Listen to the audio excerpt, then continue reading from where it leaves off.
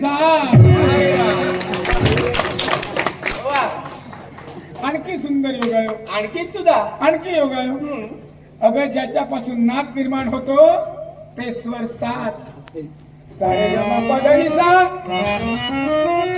सा नि ध प म ग रे सा. सप्त पाताळाचा राजा मी, अकल, विकल, सुकल, महाकल, तलाकल, रसातल आणि पाताळ. स्वर सात, पाताळ सात.